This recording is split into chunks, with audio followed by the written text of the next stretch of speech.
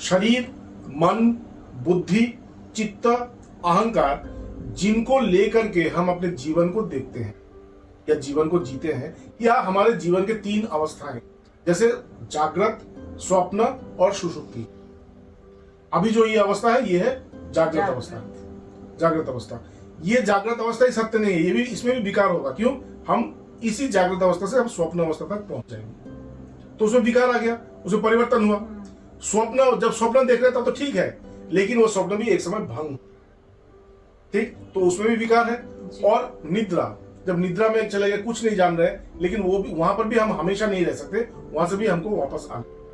तो ये जो जीवन और जीवन को जीने की जो ये हमारा मन, बुद्धि, चित्त, अहंकार और शरीर जो माध्यम और जीवन जिन अवस्थाओं में गुजरती है, जैसे जागृत, स्वप्न, सुषुप्ति, ये सब कुछ ही विकारी है, परिवर्तनशील है। मतलब आत्मा इनमें कुछ भी नहीं है, इससे परे है।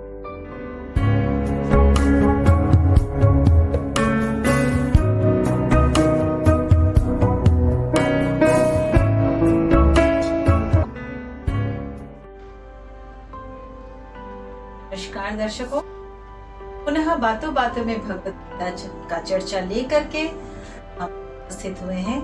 आज का हमारा एपिसोड 11वां एपिसोड है।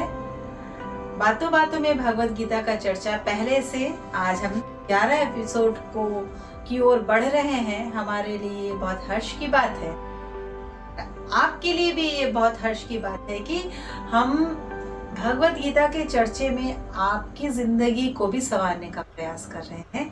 आशा करते हैं कि आप हमारे इस चैनल को सब्सक्राइब, लाइक, कमेंट और शेयर जरूर करेंगे, क्योंकि यह जो संवाद है, ये जो विषय है, ये आपके जीवन के लिए है, आपके जीवन के साथ है और सकारात्मक देखने को जरूर मिलेगा, वो भी आप हमें जरूर बताइएगा। हमारे साथ हैं स्वामी प्रभुदास जी। स्वामी जी, आपका पुनः स्वागत है।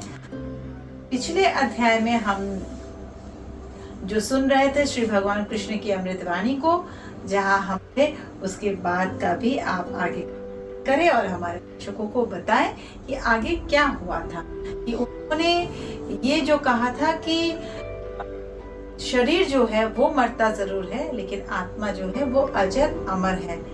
तो दर्शकों, ये बहुत ही अहम बात है। हम हमेशा, हमारा कोई करीब का अगर गुजर जाता है, उनकी मृत्यु हो जाती है, तो शोक संतप्त हो जाते हैं। लेकिन अगर आप गीता का ये एपिसोड आप देख रहे हैं, सुन रहे हैं, तो आपको ये लगेगा ही नहीं कि अगर इस तरीके की परिस्थितियां आपके सामने आती हैं तो आप उससे किस तरीके से निकल पाएंगे। हमारा ये एपिसोड देखना ना भूलें।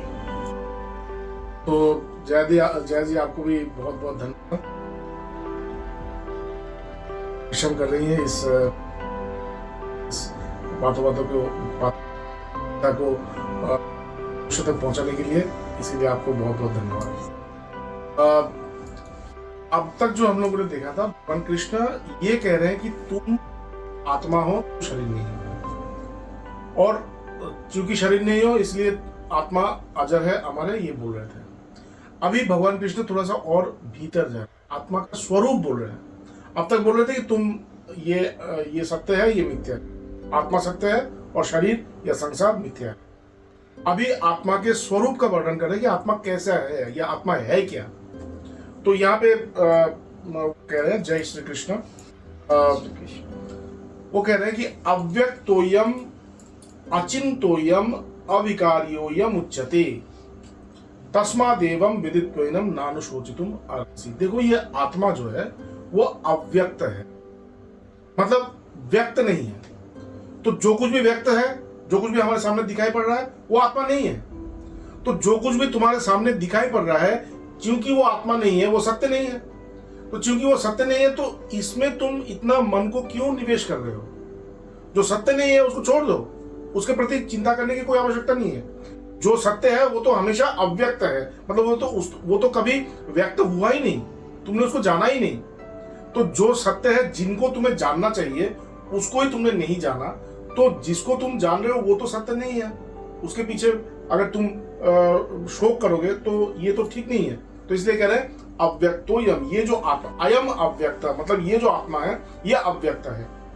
अचिंतोयम, अचिंत, अचिंत मतलब कल्पना, जिसकी कल्पना नहीं हो सकती, जिसकी चिंता नहीं हो सकती, वो नहीं। चिंता तो हम लोग करते हैं, लेकिन कल्पना हम लोग उन वस्तुओं का करते हैं जिनकी हम हमारे जीवन में मतलब वास्तविक नहीं है, उसको हम कल्पना करते हैं। तो यहाँ पे आत्मा की कोई कल्पना नहीं होती, ये कहने का अर्थ ये है कि अगर तुम आत्मा के बारे में कुछ भी सोचोगे तो भी तुम कभी आत्मा को पहुंच नहीं पाओगे, क्योंकि इससे भी परे है वो हमेशा ही सब कुछ के परे है, वो अनंत, मतलब वो सब कुछ के परे है, वो परा विद्या है, वो सब कुछ के परे, मतलब तुम्हारे धारणा के परे, तुम्हारे चिंता के परे, तुम जहां तक सोच सकते हो, तुम जहां तक कल्पना कर सकते हो, तुम जहां तक धारणा कर सकते हो, इससे भी परे वो परमात्मा है।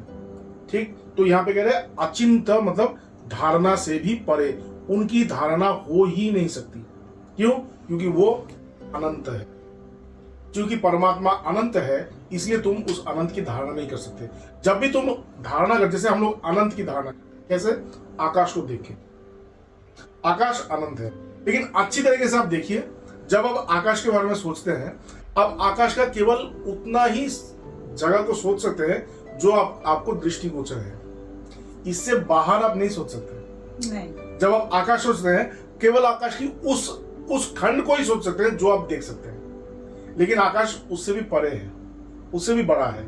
ठीक, तो इसलिए उस परमात्मा का कभी कल्पना नहीं हो सकती। तो अव्यक्तोयम, अचिंतोयम, अविकार्योयम उच्यते। और देखो वो आत्मा अविकारी है। अभी देखिए हमारा ये शरीर है, विकार मतलब परिवर्तन, विकार का मतलब परिवर्तन। ये शरीर है, ये शरीर विकारग्रस्त है। क्यों? इसमें हमेशा परिवर्तन हो रहा है, हर मुहूर्त में ये धीरे धीरे धीरे धीरे ये मृत्यु की तरफ जा रही है, तो इसमें परिवर्तन। तो ये शरीर आत्मा नहीं है, क्योंकि ये अविकारी नहीं है, ये विकारी है। इसको, शरीर को छोड़ दे तो क्या मिलता है? मन। मन, तो मन कैसा है? सुबह उठे, सुबह उठने के बाद एक प्रकार का मन रहता है। जैसे जैसे दिन आगे बढ़ता है वो मन में परिवर्तन होता है। मन में चिंताओं का जो क्वालिटी है, उन चिंताओं के क्वालिटी में परिवर्तन होता है, और ये धीरे धीरे जब रात होता है फिर उन चिंताओं में क्वालिटी में चेंज होता है। तो ये मन भी मतलब विकारी है, वो भी मतलब अपरिवर्तनशील नहीं है, वो भी विकारी है। तो मन भी विकारी है। इसके बाद बुद्धि, बुद्धि भी परिवर्तन होता है, अहंकार भी परिवर्तन होता है। तो ये जो शरीर, मन, बुद्धि, चित्त, अहंकार, जिनको लेकर के हम अपने जीवन को देखते हैं या जीवन को जीते हैं, या हमारे जीवन के तीन अवस्थाएं, जैसे जागृत, स्वप्न और सुषुप्ति। अभी जो ये अवस्था है ये है जागृत अवस्था। जागृत अवस्था, ये जागृत अवस्था ही सत्य नहीं है, ये भी, इसमें भी विकार होगा। क्यों? हम इसी जागृत अवस्था से हम स्वप्न अवस्था तक पहुंच जाएंगे, तो उसमें विकार आ गया, उसमें परिवर्तन हुआ। स्वप्न, जब स्वप्न देख रहे थे तो ठीक है, लेकिन वो स्वप्न भी एक समय भंग, ठीक, तो उसमें भी विकार है। और निद्रा, जब निद्रा में चले गए, कुछ नहीं जान रहे, लेकिन वो भी, वहां पर भी हम हमेशा नहीं रह सकते, वहां से भी हमको वापस आना। तो ये जो जीवन और जीवन को जीने की जो ये हमारा मन, बुद्धि, चित्त, अहंकार और शरीर जो माध्यम, और जीवन जिन अवस्थाओं में गुजरती है, जैसे जागृत, स्वप्न, सुषुप्ति, ये सब कुछ ही विकारी है, परिवर्तनशील है।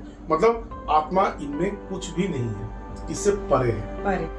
ठीक, तो ये जो बोल रहे थे कि अव्यक्तोयम, अचिंतोयम, अविकार्योयम उच्यते। उच्यते, उच्यते मतलब बोलते हैं। इसका मतलब है आत्मा को उस प्रकार से किसी ने देखा, मतलब आत्मा को उस अवस्था में, अव्यक्त अवस्था में, अचिंत अवस्था में और अविकारी अवस्था में भी किसी ने अनुभव किया था, और इसलिए उसने बोला। मतलब ये केवल एक थ्योरी नहीं है ये केवल एक थ्योरी नहीं है कि देखो ये आत्मा ऐसा है और वहां तक पहुंच नहीं पाओगे, ऐसा नहीं है। आत्मा वैसा है, सब कुछ से परे है, वो धारणा में नहीं आते, वो कभी व्यक्त नहीं होते, वो कभी चिंता में नहीं आते, वो, उसमें कोई विकार नहीं होता, लेकिन तुम वहां तक पहुंच सकते हो। जैसे हम लोग यहाँ पे कहते हैं, धर्म को हम लोग दर्शन कहते हैं। दर्शन क्यों कहते हैं? क्योंकि धर्म में जो कहा गया है इस परमात्मा को, जिसको कभी धारणा नहीं हो सकती लेकिन उसका अनुभव होता है, इसलिए उनको इसलिए धर्म को दर्शन कहते हैं। जैसे दर्शन हम आपको दर्शन कर रहे हैं, आपको देख रहे हैं, उसी प्रकार से मैं उस परमात्मा को भी देख सकता हूं, अनुभव कर सकता हूं, और इसलिए धर्म दर्शन कहा जाता है। ठीक है, तो यहाँ पे उच्चते शब्द का अर्थ ये है, भगवान कृष्ण कह सकते थे कि देखो ये परमात्मा ऐसा है, ऐसा बोल सकते थे, लेकिन उन्होंने उच्चते शब्द को बोल करके अर्जुन को कहा, अर्जुन ये जो बहुत सारे लोगों ने उसको देखा है और तुम भी उसे देख सकते हो।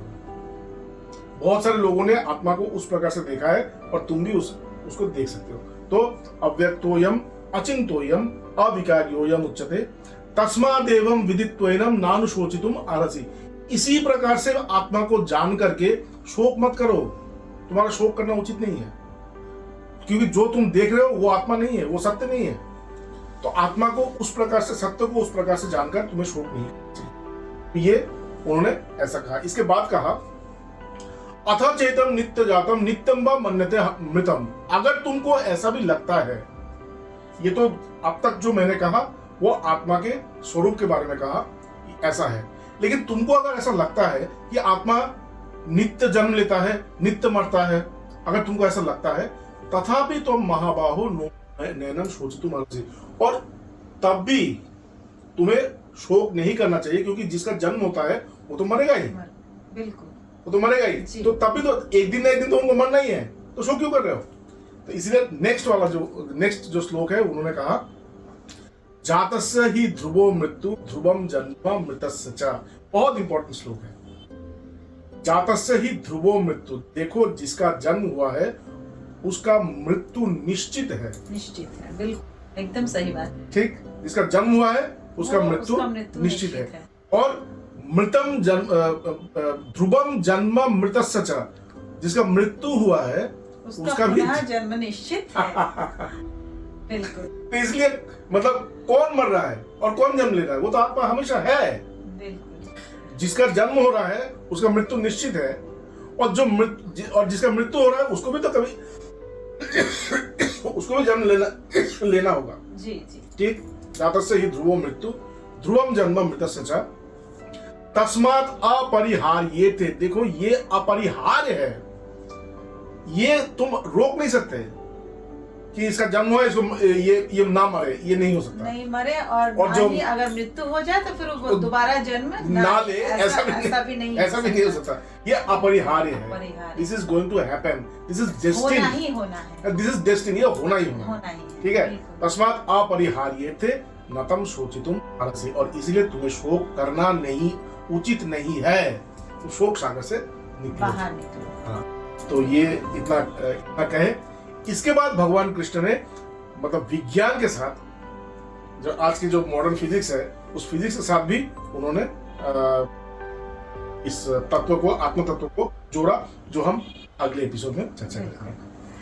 दर्शकों, तक के लिए आज्ञा दीजिए। बहुत ही कठिन विषय बहुत ही सहज रूप से हम स्वामी जी की वाणी से सुन रहे हैं और अपने आप में आत्मसात कर रहे हैं।